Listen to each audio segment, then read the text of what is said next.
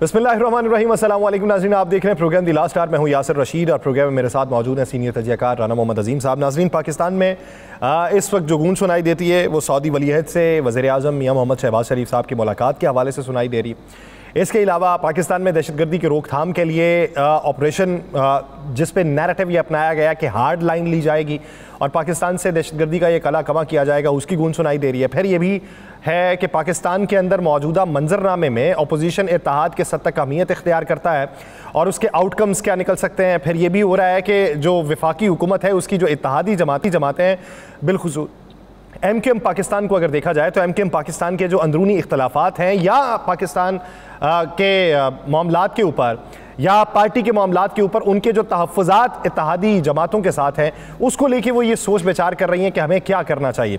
इसी मंजरनामे पे बात करेंगे। राना साहब की तरफ बढ़ते हैं। राना साहब, इससे पहले कि हम पाकिस्तान के सियासी मंजरनामे पे बात करें, हाफिज़ हुसैन अहमद साहब पाकिस्तान के सीनियर सियासतदान, जमीयत इस्लाम फ़े के रहनुमा, जमीयत उलमा इस्लाम पाकिस्तान के बानियान जो हैं उनके साथ वक्त गुजारने वाले, वो आज इस दुनिया से रुखसत हो गए। बारहा मौक़ों के ऊपर हमारी उनके साथ गुफ्तगू होती रही।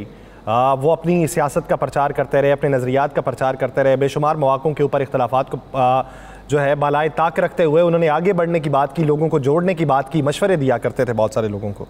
उनके जाने पर आप कितना बड़ा खला देखते हैं सियासत में? बिस्मिल्लाहिर्रहमानिर्रहीम। अस्सलातु वस्सलामु अलैका या सय्यदी या रसूलल्लाह, अस्सलातु वस्सलामु अलैका या सय्यदी या हबीबल्लाह, ताजदारे खत्मे नबूवत जिंदाबाद जिंदाबाद।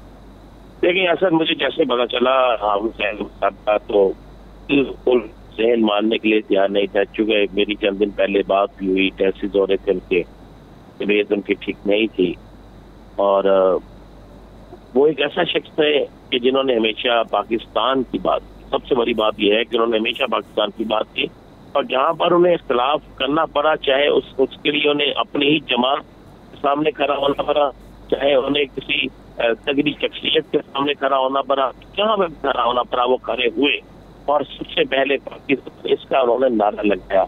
और बलोचिस्तान के अंदर सबसे बेतवाना ऐसी आवाज थी वो कि जो पाकिस्तान के हवाले से गूंजती थी, जो पाकिस्तानियत के हवाले से गूंजती थी, पाकिस्तान को एक करने के हवाले से गूंजती थी, तो पाकिस्तान के इस्तेहकाम के हवाले से गूंजती थी।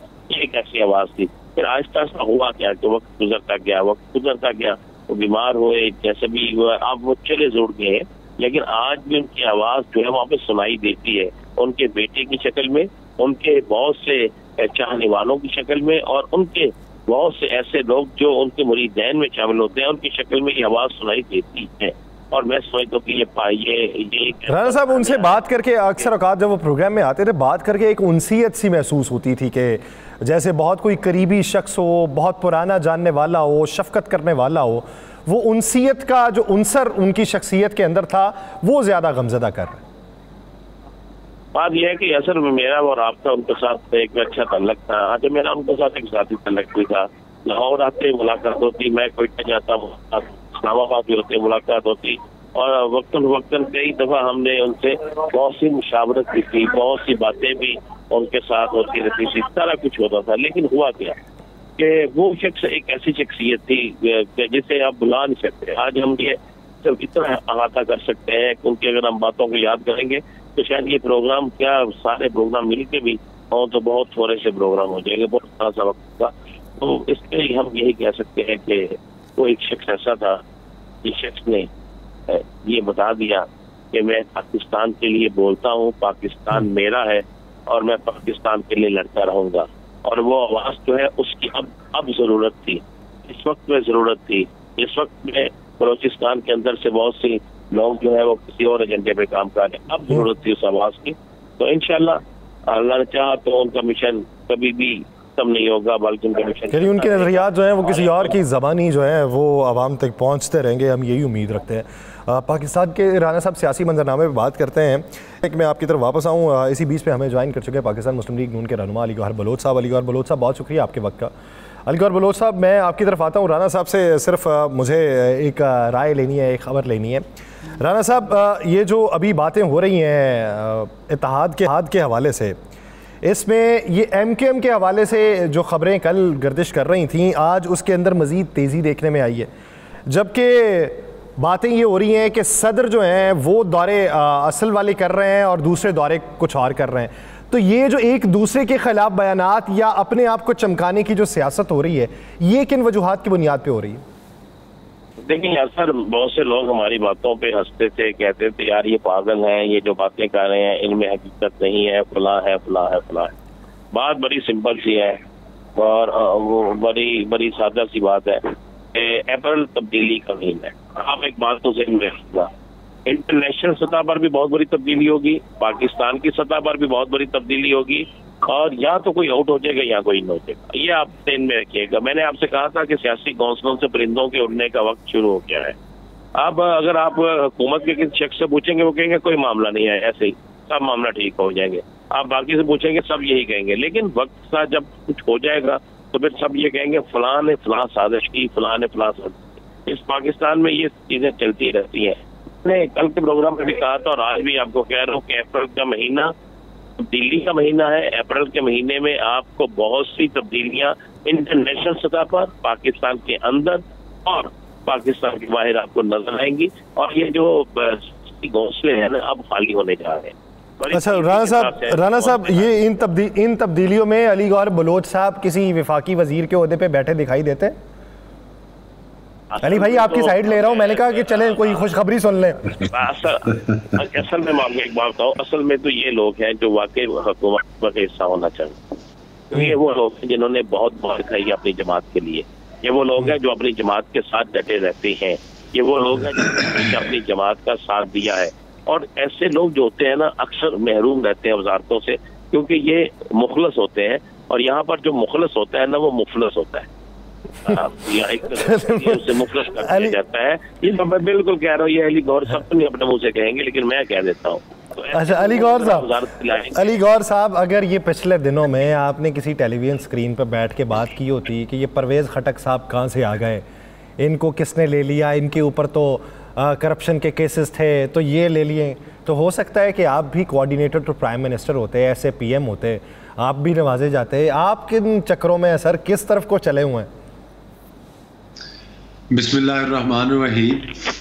देखिए, मरकज़ी जो हुकूमत है वो एक इत्तेहादी हुकूमत है, और जाहिर है कि वो सिर्फ PMLN की गवर्नमेंट नहीं है। तो उस हवाले से जाहिर है कि बेशुमार वो लोग हैं जो कि जाहिर है कि, और बेशुमार वो पार्टीज हैं जो कि एक दूसरे के मद्दे मुकाबले इलेक्शन कॉन्टेस्ट करके आए, और अपने अपने हलकों में एक दूसरे के मुकाबले उन्होंने इलेक्शन कॉन्टेस्ट किए। इवन पीपल्स पार्टी और PMLN ने बेशुमार हलकों में आपस में इलेक्शन कॉन्टेस्ट किए।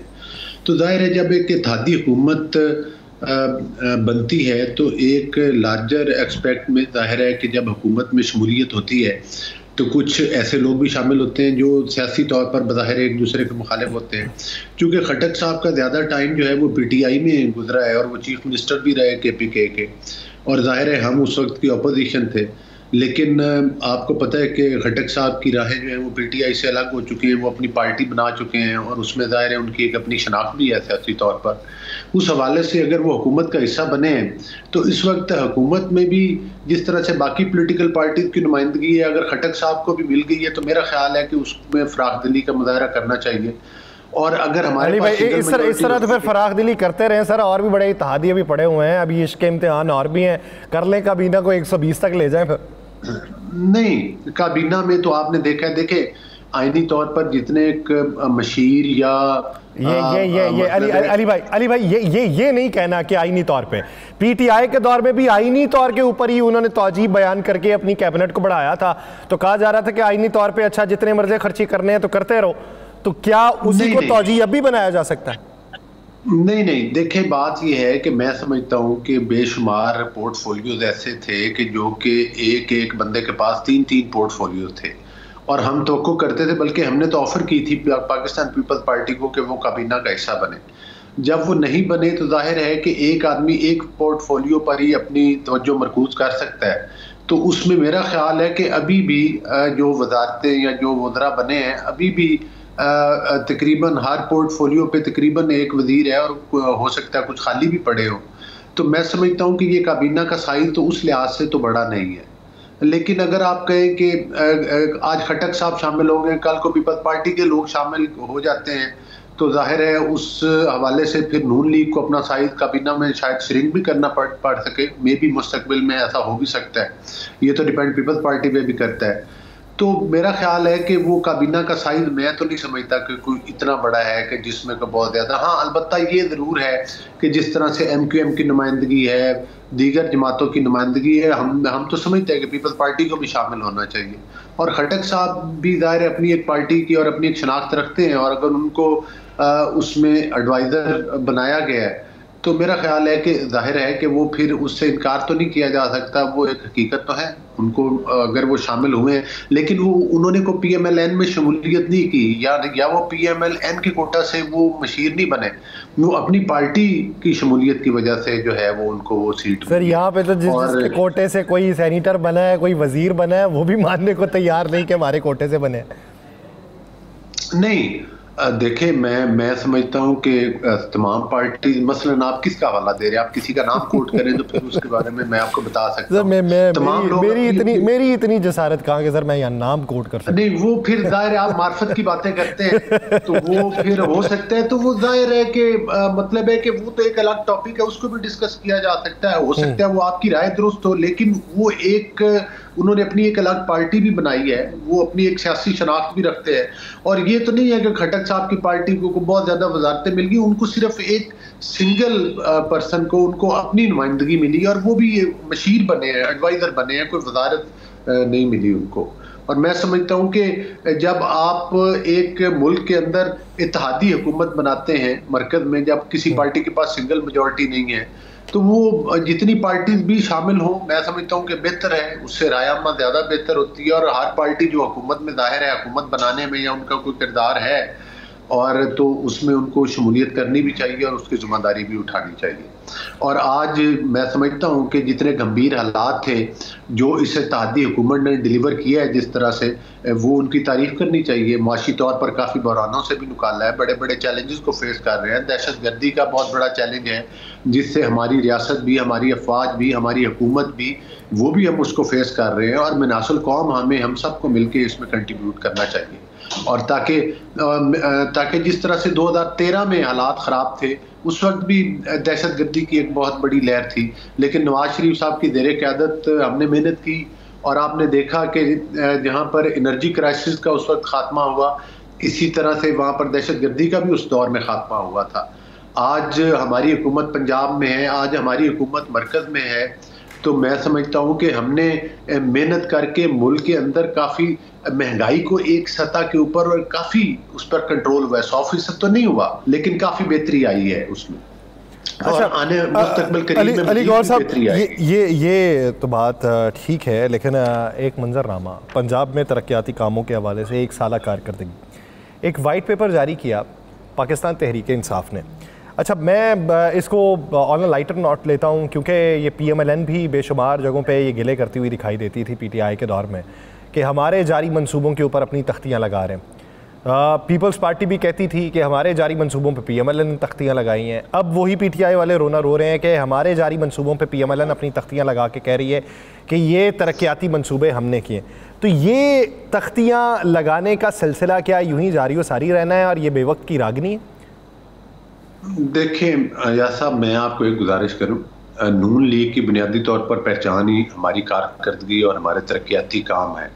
जो जहाँ तक पंजाब हुकूमत है, मरियम नवाज साहिबा की ज़ेरे क़यादत जिस तरह से जितनी वो मेहनत कर रही हैं और जितने इनिशिएटिव उन्होंने लिए हैं, मेरा ख्याल है कि ये उनका पंजाब की हद तक बात करना, मैं तो उनसे बिल्कुल एग्री नहीं करता। हाँ, कुछ प्रोजेक्ट ऐसे ज़रूर होते हैं जो किसी गवर्नमेंट के कोई ऑन गोइंग हो या वो स्टार्ट ना कर सके हो, तो अगली हुकूमत ने अगर उनको कंटिन्यू किया है, अगर कोई बेहतर हो, तो मेरा ख्याल है ये तो उस गवर्नमेंट को क्रेडिट देना चाहिए। अदरवाइज तो इधर ये रिवाज है कि वो जो प्रोजेक्ट्स हैं उनको ख़त्म कर दिया जाता है। लेकिन मरियम नवाज साहिबा का तो कोई दिन ऐसा नहीं है जब उन्होंने नया इनिशिएटिव नहीं लिया। आप देख लें, ख़ास तौर पर जब स्टूडेंट्स को स्कॉलरशिप्स दी गई हैं, जब 3 करोड़ तक के आसान शराइत के ऊपर कर्जे दिए गए हैं, जब सोलर स्कीम जो है, जो कि वो मतलब है कि न सिर्फ पब्लिक में और बल्कि किसानों को एक एक सोलर के ऊपर 10-10 लाख की सब्सिडी है। जितने ज़राअत में जो हमारे जितनी भी चीज़ें इस्तेमाल होती हैं उनके ऊपर भी, ट्रैक्टर्स के ऊपर 8-8, 10-10 लाख की सब्सिडी दी है। फिर ख़ास तौर के ऊपर जितने भी पंजाब के अंदर प्रोजेक्ट लॉन्च किए गए हैं, मैं समझता हूं कि वो अपनी मिसाल आप है। और पाकिस्तान की तारीख में इतने कभी प्रोजेक्ट किसी सूबे में लॉन्च नहीं हुए जितने मरियम साहिबा ने पंजाब में किए। और कोई एक चीज़ भी आप ये नहीं कह सकते कि ये सिर्फ बातों की हद तक है, तमाम अमली तौर पर है और वो होते हुए नज़र भी आ रहे हैं। जिस तरह से कि अभी आप देख लें कि रमज़ान पैकेज है, उसमें काफ़ी जो है वो मतलब है कि वो हमारे वो अवाम जो कि ज़ाहिर है कि एक गुर्बत की लकीर से नीचे हैं, उनको एक काफ़ी हेल्प मिली है उनके इस मतलब है कि जो उन्होंने हेल्प की है रमज़ान पैकेज देकर। इसी तरह से मरकज़ी हुकूमत भी मसरूफ़ है। तो मैं नहीं समझता कि पंजाब के अंदर और ख़ास तौर पर जो 1 साल की कलील मुद्दत में उन्होंने जो रोड का एक उनकी रिहेबिलिटेशन का प्रोग्राम दिया, उसमें तकरीबन उन्होंने 70% काम मुकम्मल कर लिया और पंजाब की जो रोड्स हैं और इंफ्रास्ट्रक्चर है उसको उन्होंने बेहतर किया है। तो मेरा ख्याल है कि जो जो इक़दामात मरियम नवाज साहबा ने उठाए उनकी तारीफ करनी चाहिए, चाहे जाए कि हम इसमें बहस में पड़े रहे कि फलां गवर्नमेंट का प्रोजेक्ट था, फलां गवर्नमेंट का प्रोजेक्ट था। एक चीज़ फिर मुझे ये बताइए, जब पाकिस्तान तहरीक इंसाफ का दौर था, एक रेफरेंस दायर किया गया था जज साहब के ख़िलाफ़, बाद में वो चीफ़ जस्टिस भी बने।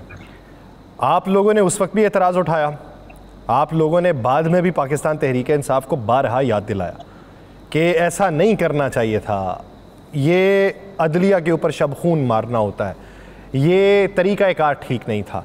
लेकिन अब ये बाज़ सुनाई देती है कि 2 जजेस के ख़िलाफ़ हुकूमत रेफरेंस लाने का सोच रही है। अच्छा, एग्जीक्यूशन उसकी होती है, ये नहीं होती, पेपर वर्क अभी कितना हुआ है कितना नहीं हुआ, ये हल्कों में बात हो रही है।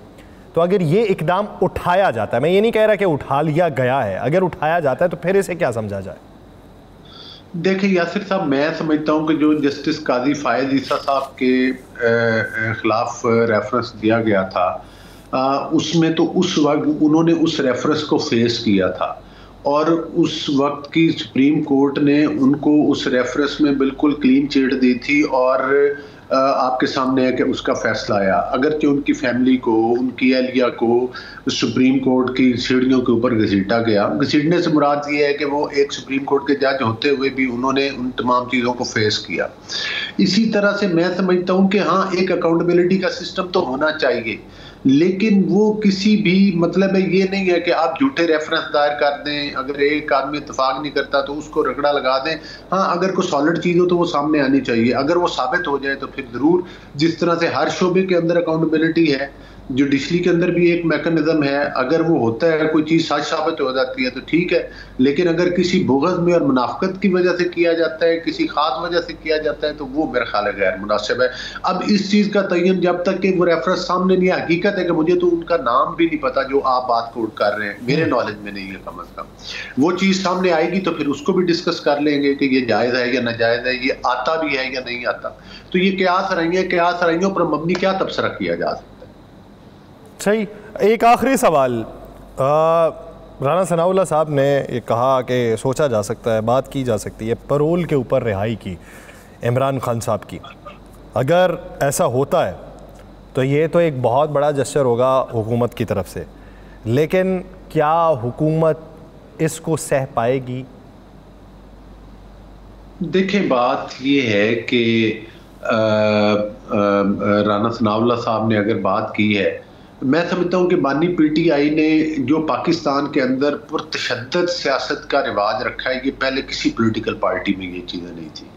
PMLN हो जाए, पाकिस्तान पीपल्स पार्टी हो जाए, JUI हो जाए, दीगर भी जो बड़ी छोटी पार्टीज हैं, सब ने जमहूरियत के लिए बहुत बड़ी कीमतें भी चुकाई हैं और बड़ी स्ट्रगल भी की है। 3-4 दफ़ा नवाज शरीफ साहब की गवर्नमेंट टूटी, डिस्क्वालीफाई हुए, जेलों में बंद रहे, एस्टेब्लिशमेंट के खिलाफ आवाज़ उठाई, आइन के हक में आवाज़ उठाई, आज़ादी के लिए आवाज़ उठाई, लेकिन इदारों के साथ गुत्थम गुत्था, पाकिस्तान के साथ गुत्थम गुत्था नहीं हुए, लॉकडाउन नहीं किए, लोगों की ज़िंदगी जीरन नहीं की, जलाओ घराओं की सियासत नहीं की, जिस तरह से 9 मई के वाक़यात हुए, ये इनको फरामोश कतई तौर पर नहीं किया जा सकता इन वाक़यात को।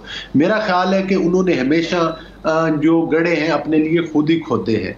अगर वो पुरअमन तरीके के साथ अपनी सियासत चलाएं, पुरअमन एहतजाज करें, तो वो हर पॉलिटिकल पार्टी का हक है। लेकिन मादरत के साथ उनको जब भी मौका मिला है, उन्होंने नाम पुरअमन का लिया, लेकिन किए हमेशा पुरतशद्दद एहतजाज है। और यही वजह है कि दूसरों को चोर चोर कहा, जब उनकी तलाशियां ली तो बेशुमार चोरियां उनकी जेब से भी निकल आई। फिर ये तो एक लंबी बहस है, लेकिन बहरहाल इसके बावजूद हम समझते हैं कि अगर किसी बंदे ने कोई जुर्म नहीं किया तो फिर उसको सजा नहीं होनी चाहिए, लेकिन अगर जुर्म किया है तो फिर उसकी सजा ना मिलना ये भी एक वजह है। जब पाकिस्तान में हम ये बात करते हैं कि पाकिस्तान में अमन नहीं हो रहा, पाकिस्तान में दहशतगर्दी हो रही है, ये भी तो ज़बान ज़द-ए-आम है। नियाज़ी साहब ने अपने दौर के अंदर दहशतगर्दों को फैसिलिटेट किया, आज भी वो पाकिस्तान के साथ खड़े नहीं हुए। आज भी वो इंडिया के जो मीडिया कह रहा था, आज भी जो वो वाक़या जो अफसोसनाक हुआ मतलब बलूचिस्तान के अंदर, वो ज़ुबान PTI के लोग बोलते हुए नजर आए। तो ये सारी चीज़ें इंतहाई अफसोसनाक हैं। ऐसे मौके के ऊपर जबकि उन्होंने अपने सिक्योरिटी की मीटिंग के सिलसिला में नाम भी दे दिए थे और फिर उससे निकल जाना, ये उसमें मौलाना फजलुर रहमान साहब का भी आप बयान दे सकते हैं कि उन्होंने क्या दिया। तो मेरा ख्याल है कि ये खान नहीं तो पाकिस्तान नहीं, ये जो बयान ये इस तरह की सियासत जो है वो काबिल कबूल नहीं हो सकती। लेकिन अगर बाहमी मुशावरत के हवाले से, पाकिस्तान के हवाले से चीज़ें हों तो बेहतरी की तरफ गामजन हुआ जा सकता है। बहुत शुक्रिया अली गौहर बलोच साहब इस हवाले से के लिए। नाज़रीन एक ब्रेक लेते हैं, शौकत यूसुफजई साहब हमें ज्वाइन करेंगे, कहीं नहीं जाएगी, स्टे विद अस।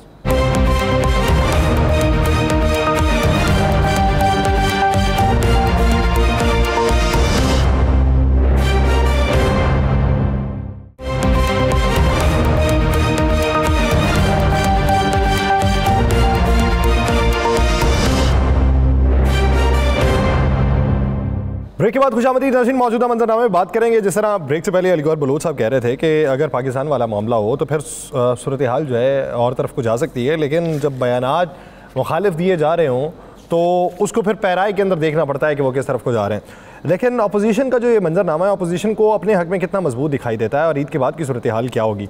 हमें ज्वाइन किया है साबिक सूबाई वज़ीर पाकिस्तान तहरीक इंसाफ के सीनियर रहनुमा शौकत यूसुफजई साहब ने। शौकत साहब बहुत शुक्रिया आपके वक्त का।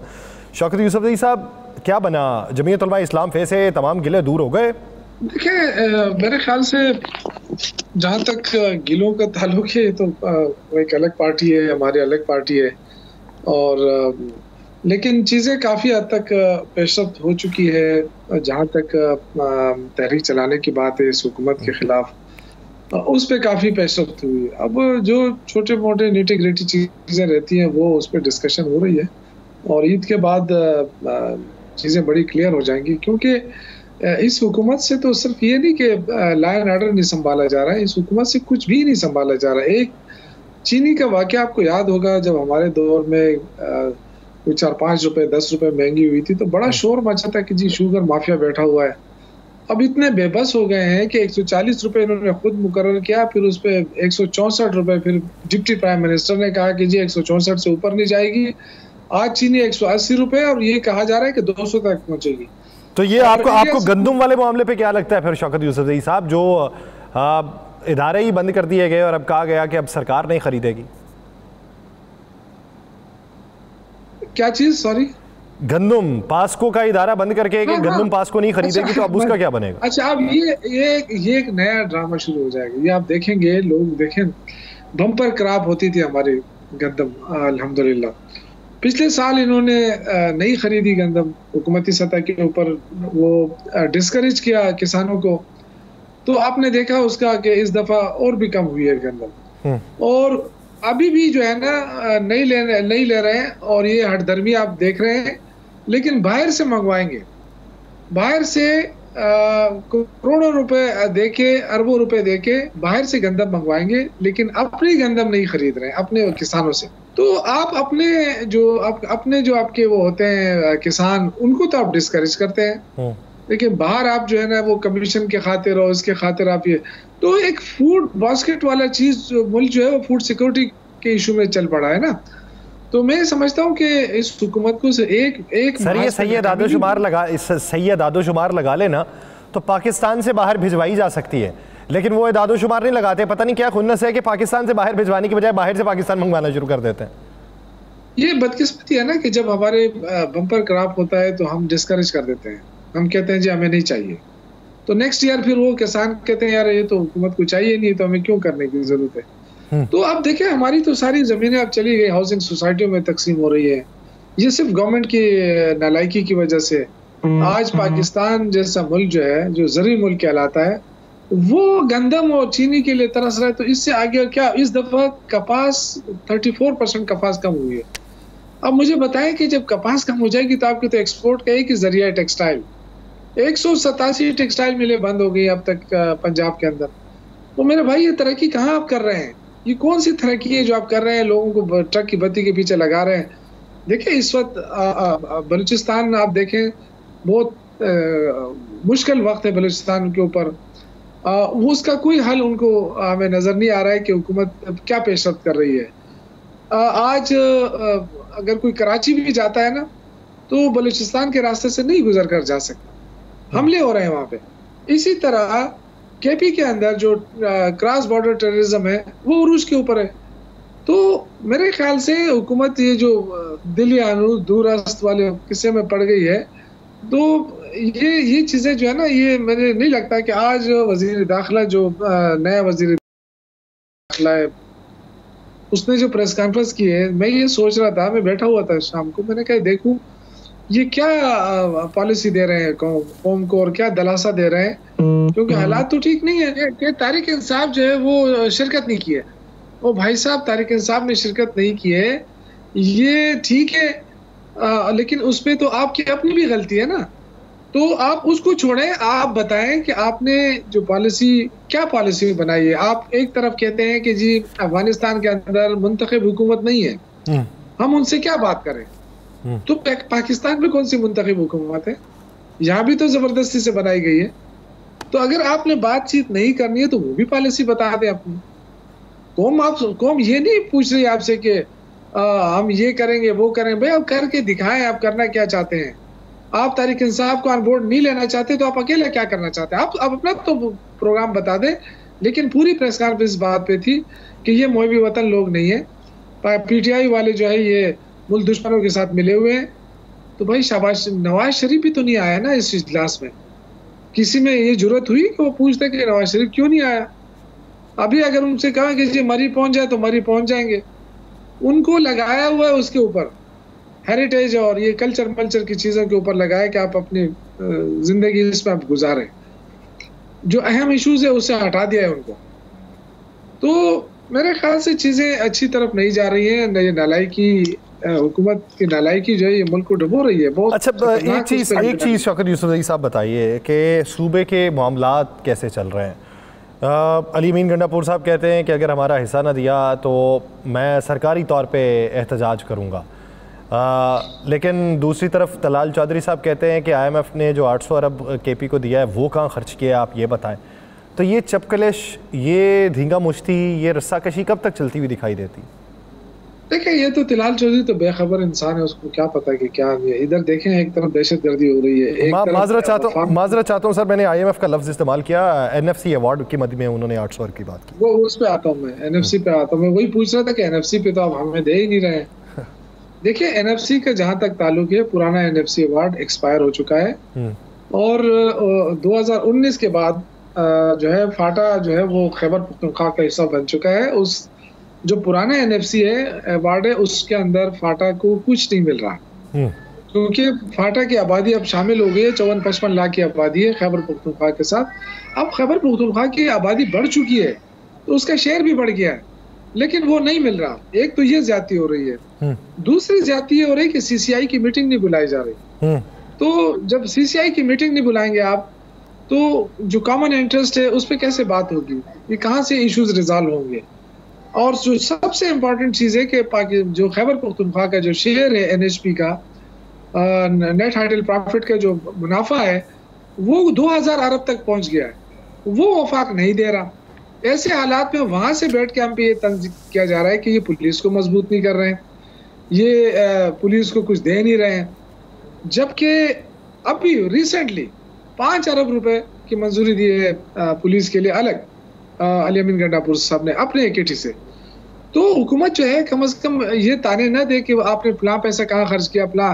तो भाई साहब, आप हमें 1% दहशतगर्दी के बदले जो पैसा मिलता था हमें, आपको ये याद नहीं है कि कितने लोग डिस्प्लेस हुए, कितने उनकी बहाली हुई, कितने लोग शहीद हुए, ये पैसा कहाँ जाता है?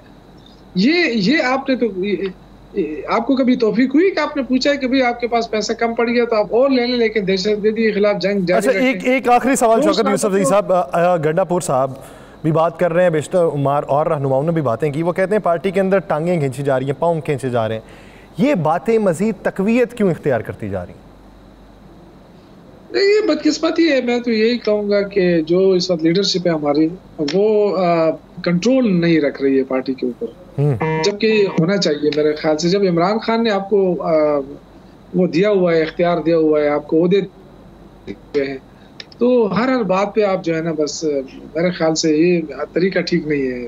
तो पार्टी को स्ट्रांग बुनियादों पे खड़ा करना चाहिए और पार्टी के अंदर डिसिप्लिन जो है वो इंट्रोड्यूस कराना चाहिए। और ये नहीं कि सिर्फ इमरान खान हर चीज़ पे एक्शन ले। पार्टी के सरबराह हैं इस वक्त बैरिस्टर गौहर और अकरम राजा साहब, और लोग हैं, उनको भी चाहिए कि वो भी एक्शन ले और इस तरह पार्टी को मजबूत करें। सिर्फ ये पार्टी को मजबूत बुनियादों पे उस्तवार करने की ज़रूरत है और इसलिए उनको बहुत ज़रूरी है। बहुत शुक्रिया शौकत यूसुफजई साहब इस हवाले से अपना वक्त देने के लिए। नाज़रीन, एक ब्रेक लेते हैं। ब्रेक के बाद जमीयत उलमा इस्लाम के सीनियर रहनुमा कामरान मुर्तज़ा साहब हमें ज्वाइन करेंगे। कहीं नहीं जाएगा, stay with us.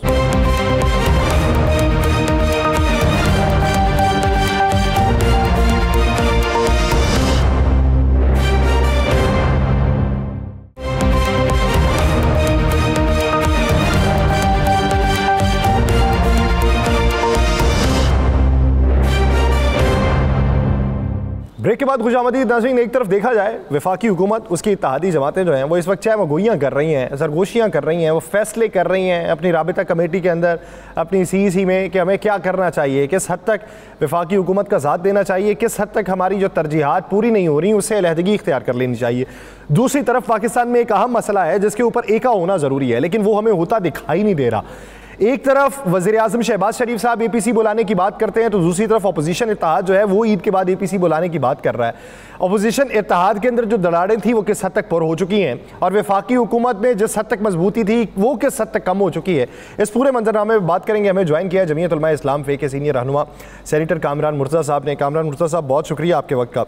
Kamran Murtaza साहब, सबसे पहले अगर देखा जाए तो आप क्या समझते हैं कि पिछले दिनों जो कौमी सलामती कमेटी का इजलास हुआ था उसमें पाकिस्तान तहरीक इंसाफ की जो अदम शिरकत थी और महमूद खान अचकज़ई साहब, अख्तर मेंगल साहब, ये शख्सियात जो नहीं गईं, इन्होंने क्या पैगाम दिया है, या इन शख्सियात को ना बुलाने में या इनके ना आने में जो असल वजह है वो हुकूमत है? देखिए गलती थी। अगर हुकूमत ने कहीं कमज़ोरी से भी बुलवाया था या उसकी चाहत नहीं भी थी, दिल से नहीं बुलवाया था, चाहत थी कि ना आए, तब भी इनको आना चाहिए था, क्योंकि मसला कौमी है। तो जब मसले कौमी हो उसमें बैठना चाहिए। भले आप अपना इख्तलाफ जो है वो रखे सामने। ये स्केप जो है ये कोई रास्ता नहीं है कि मैं इधर नहीं बैठूंगा, मैं बाइकाट कर दूंगा, मैं बाहर निकल जाऊंगा, वॉकआउट कर जाऊंगा। ये सारी चीज़, ये कोई रास्ता नहीं है, ये कोई तरीकाकार नहीं है। आप बैठे, आमने सामने बैठ के आंखों में आंखें डाल के अपना इख्तलाफ सामने रखिए। भले आप अगर मिनारिटी में है तो अगर आपका इख्तलाफ रद्द भी कर दिया जाए, मगर कम से कम रिकॉर्ड पे आ जाता है। ये तरीक़ाकार जो है ना, मेरे ख्याल में, मेरे ज़ाती ख्याल में ये दुरुस्त नहीं है कि आप जो है ना जिस चीज़ को पसंद ना आए उसको कहे मैं बाइकाट करता हूँ। ये स्केप है, स्केप करना जो है ना ये कोई तरीका नहीं है। तो सर, ये जो बाकी शख्सियात हैं उनके बारे में क्या उनको दावतनामे ही नहीं भिजवाए गए होंगे?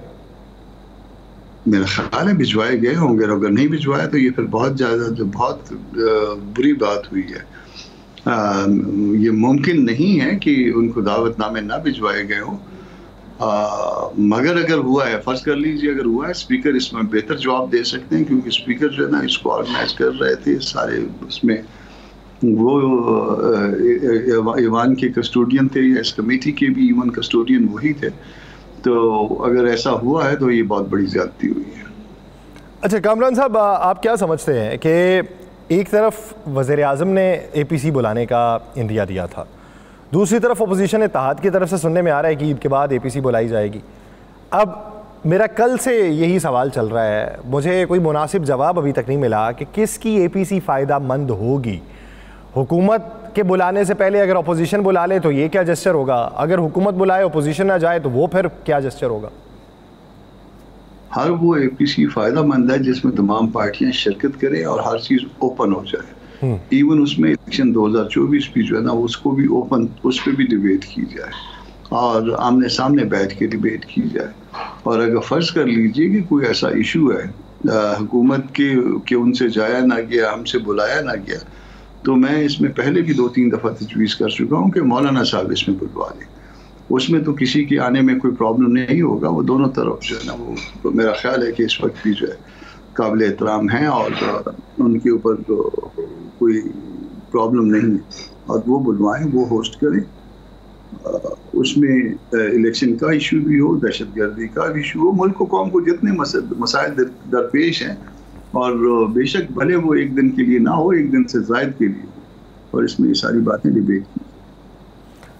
सर मैं इससे पहले कि दीगर मामलात की तरफ जाऊँ, इजहार ताज़ियत सबसे पहले आपसे कि आपकी जमात के सीनियर रहनुमा हाफिज़ हुसैन अहमद साहब जो हैं वो इस दुनिया में नहीं रहे। एक ऐसी शख्सियत कि जिनका सियासत के लिए बहुत बड़ा काम था, जिन्होंने दीन के लिए बहुत बड़ा काम किया, जिन्होंने मफाहमत की पॉलिसी के लिए काम किया, जिन्होंने दिलों को जोड़ने के लिए काम किया। रिफ्ट अगर पैदा हुई तो अपने नज़रियात को भी पसे पुश्त रख के, अपनी इख्तलाफात को भी पसे पुश्त रख के हाथ आगे बढ़ाते रहे। उन जैसी शख्सियात सियासत, पाकिस्तानी सियासत में उनका चले जाना कितना बड़ा खला? बहुत बड़ा नाम था, बहुत बड़ा नाम था और बड़ी खूबसूरती के साथ जब बात करते थे तो उसमें मज़ा आता था। वो कहते हैं ना कि फूल जड़ते हैं मुँह से, तो हाफिज़ साहब जब बात किया करते थे, अल्लाह उनकी मग़फ़िरत करे, वो फूल जड़ते थे उनके मुंह से। और वो ज़राफ़त ऐसी कि जिसमें बदतमीज़ी शामिल नहीं होती थी, खूबसूरती होती थी, दूसरे को भी, जो दूसरा भी इंजॉय करता था, जिसके हवाले से बात की जाती थी। तो अल्लाह उनके लिए अगला जहान आसान करे। इसके अलावा भी जो है वो ये कोई 10 दिन 15 दिन हो गए हैं वो JUI को टारगेट किया हुआ है। हर जगह पे हमारे लोग शहीद हो रहे हैं। अनफॉर्चुनेट, हमको ये समझ में नहीं आता कि क्यों शहीद क्यों किया जा रहा है। JUI ने बिगाड़ा क्या या उसके लोगों ने क्या बिगाड़ा लोगों का? नहीं सर, ये अब का मामला नहीं है, बहुत पुराना मामला है। बहुत सी पॉलिसीज़ हुई, बहुत सी पॉलिसीज़ पे शिफ्ट देखने में आता रहा, लेकिन आप लोग हमेशा टारगेट पे रहे। उसकी बुनियादी वजह आप लोगों ने बारहा ये भी कहा जब अफ़गानों को वापस भिजवाया जा रहा था, आपने एक प्रोग्राम के अंदर बात की थी कि हम पे तो ये भी गुस्सा है कि हम साइड क्यों नहीं ले रहे उनकी, हम उस समत में खड़े हैं जो उनके मुखालिफ है। क्या इसके अलावा भी कुछ वजूहात हैं? क्या इसके तदारुक के लिए भी कुछ हुआ है? मतलब अगर हम वो अगर साइड नहीं लेते या मैंने ये कहा था कि हमारे साथ बहुत से हमारे हम अकीदा लोगों का ये गिला है कि आप जब डेमोक्रेसी की बात करते हैं तो इससे जो है ना जो वो चाहते हैं वो कमज़ोर होते हैं। तो इसके बावजूद जो है ना हम डेमोक्रेसी की बात करते थे और करते रहेंगे, क्योंकि यही निज़ाम इस वक्त फिल वक्त काबिल अमल हमें नज़र आता है। बाकी ताकत के ज़रिए हुकूमत को कैप्चर करने का निज़ाम जो है हमें काबिल अमल नज़र नहीं आता। वो दुरुस्त नहीं है, मगर वो इख्तलाफात इस हद तक कभी भी नहीं गए कि वो हमें कत्ल करने लग जाएं, वो हमें मारने लग जाएं। तो ये बात अब इवन जो है ना वो मुख्तलिफ एम्बेसीज भी पूछ रही हैं कि आपको क्यों मारा जा रहा है आपके लोगों को। हमें इस बात का कोई जवाब जो है वो फिल वक्त नहीं मिल रहा। अच्छा कामरान साहब, सर अगर देखा जाए तो अभी जो अपोजिशन इत्तेहाद है, मौलाना ने कहा कि दूरियां कुछ ख़त्म हुई, इख्तलाफात कुछ ख़त्म हुए, तलखियाँ कुछ कम हुई हैं। आपको वो इत्तेहाद जो अब से 10-15 दिन पहले जिसकी मुलाकातें भी हो रही थी, वो अब के तनाजुर में कितना आगे बढ़ता हुआ दिखाई दे रहा है, या वो तेज़ी जो ईद के फौरी बाद लाने की बातें हो रही थी, क्या आपके हालात देखते हुए भी वो तेज़ी आ सकती?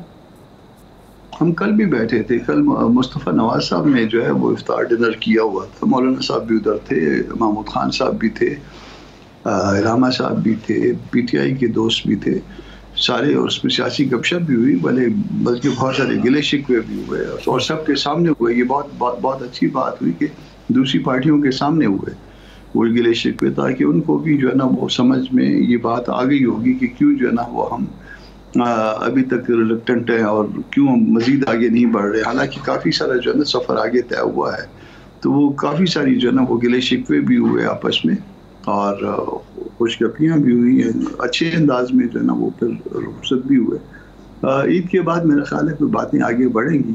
कल कुछ बातें और इधर से उधर कन्वे हुई, उधर से इधर कन्वे हुई, तो इंशाल्लाह ताला ईद के बाद देखते हैं कि क्या पोजीशन होती है। क्यों हमारा एक जो सबसे बड़ा इशू है वो ये है कि जब तक मौलाना साहब सारे मामले को अपनी पार्टी के जनरल उसमें नहीं रखेंगे अमूमी के इजलास में, उस वक्त तक जो है वो आगे नहीं बढ़ पाएंगे। हमारे यहाँ जो है ना वो वन मैन शो नहीं है। हमारे यहाँ जो है बज़ाहिर हम आपको रिजिड नज़र आते हैं, मगर जितनी डेमोक्रेसी हमारी पार्टियों में है, मेरा ख्याल है हम में और मजहबी पार्टियों में, मेरा ख्याल है दूसरी पार्टियों में इतना नहीं होता। वहाँ जो लीडर ने कह दिया हमारे, तो आके जो है ना वो वर्कर आम वर्कर भी जो है ना हमारा जो है रतिया पांचा कर देता। तो सर वो जो आपने कहा कि गिले शिकवे हुए, अच्छी बात है कि मुंह पे हो गए, चले मैं मुज़ाकराती अरकान नहीं कहता, मुशावरती अरकान तो उनके साथ भी होते हैं, मगर दूसरी पार्टियां भी मौजूद थी ना, वो जो हमारे ग्रीवेंसेस थे वो उनको मतलब सबके सामने। मैं उसी के ऊपर बात करने लगा हूँ। वो जो मुशावरती अरकान थे पाकिस्तान तहरीक इंसाफ के, वो आपको बाइख्तियार लगे या आपको ये लगता है कि आपने जो उनसे गिले शिकवे किए तो वो मुस्तकबिल करीब के अंदर नहीं होंगे और वो उसके ऊपर अमल दरामद करवाने की अहलियत रखते हैं? इसमें जो सबसे बड़ा इशू है, मैं वो आपके सामने रख देता हूँ। वो जो दोस्त बात कर रहे होते हैं वो कहते हैं मैं बाइख्तियार हूँ। अब हम तो ये समझते हैं कि सारे बाइख्तियार हैं तो भी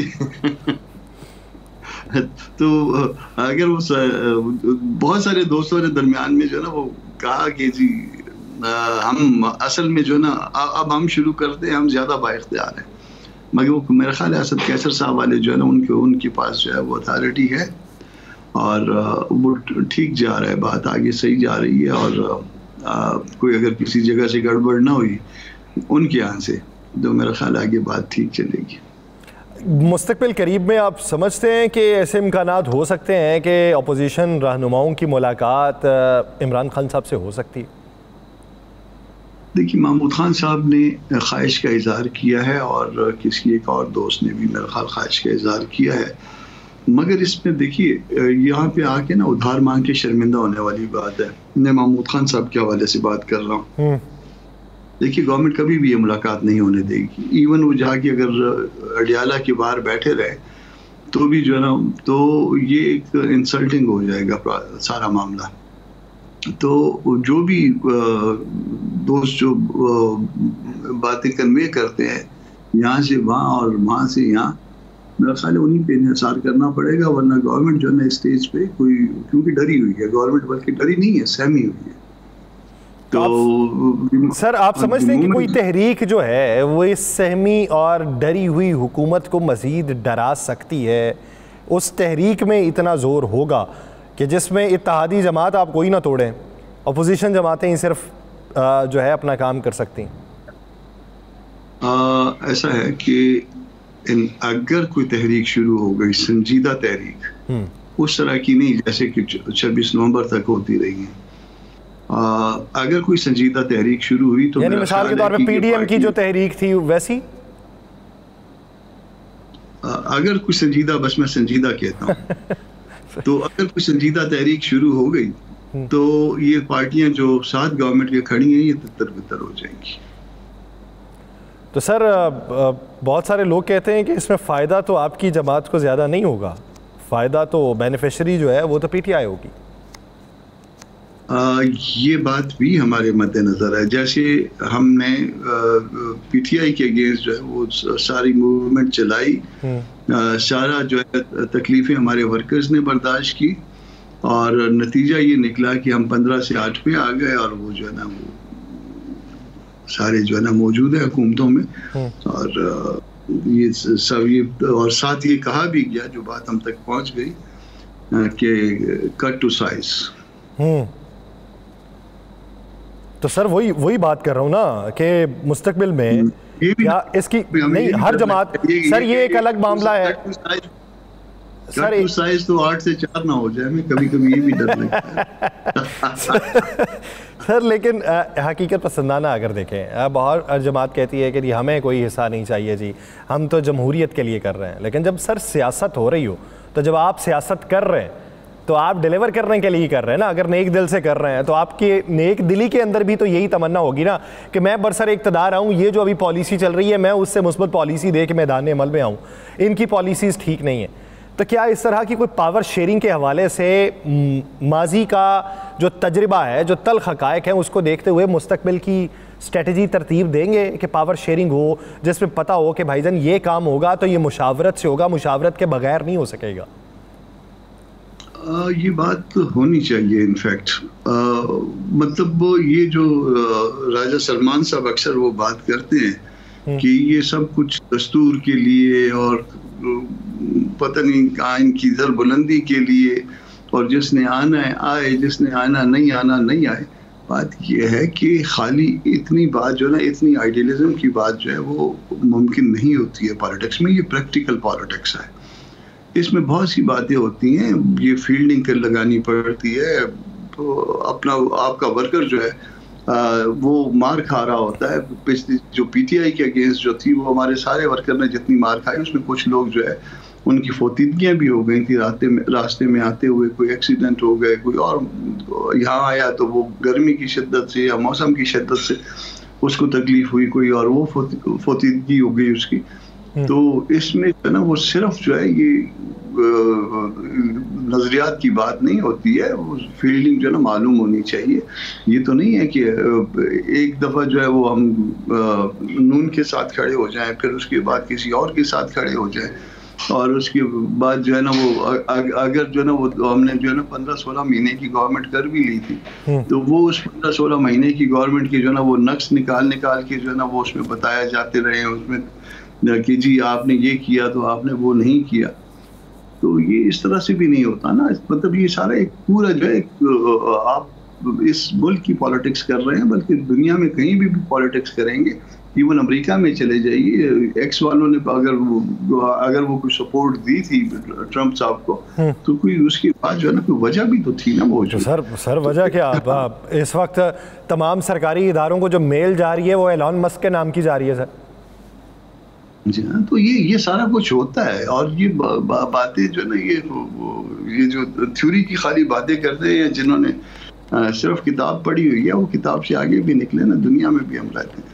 अच्छा सर, एक आखिरी सवाल ये कि डोनाल्ड ट्रंप ने जहाँ पे, अब आपने अमेरिका का जिक्र किया है तो उससे याद आया कि डोनाल्ड ट्रंप ने जहाँ पे कहा कि हम तेज़ी में निकले यहाँ से, हमें नहीं निकलना चाहिए था, और दूसरा उन्होंने ये कहा कि बग्राम एयरबेस को भी नहीं छोड़ना चाहिए था। तीसरी बात जो उन्होंने की कि ये असलहा वापस लेना चाहिए, ये हमारे असलहे की नुमाइश करते हैं। हमारे स्पीकर साहब भी कहते हैं कि पाकिस्तान के अंदर जो दहशत गर्दी हो रही है वो अमरीकी साख्त का वही असला इस्तेमाल हो रहा है जो अमरीका छोड़ के गया अफ़गानिस्तान में।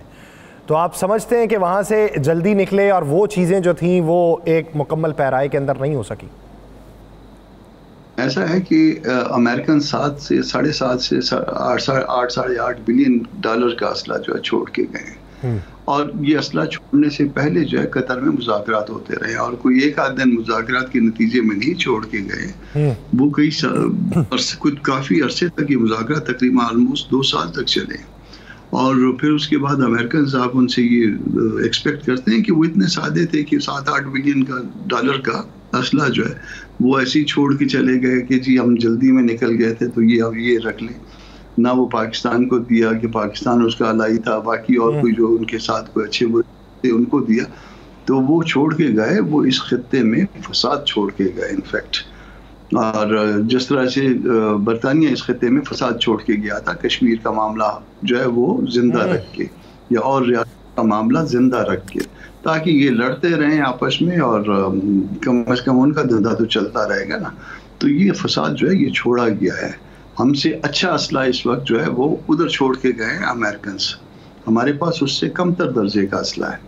तो आप उसका नतीजा फिर निकाल लें, उनके पास जो कुछ होगा वो आपको किस तरह से आसानी से टारगेट करते हैं और आपके लिए कितनी मुश्किल होती है। तो ये शहादतों की जो वजह होती है इसलिए भी शायद ज़्यादा बढ़ सकती है। ये आपने बहुत अच्छा और अहम नुक्ता उठाया है और बड़ी अच्छी इसे कूजे के अंदर बंद किया है कि फसाद छोड़ के गए ताकि लड़ते रहें। फसाद छोड़ा जाएगा तो आगे के मामलात जो हैं वो खुले रखे जा सकते हैं। बहुत शुक्रिया कामरान मुर्तज़ा साहब, इस हवाले से अपना वक्त। नाज़रीन, प्रोग्राम का वक्त ख़त्म हुआ चाहता है, मुझे और राना साहब को दीजिए इजाज़त। अपना बहुत सा ख्याल रखिएगा। अल्लाह निगहबान।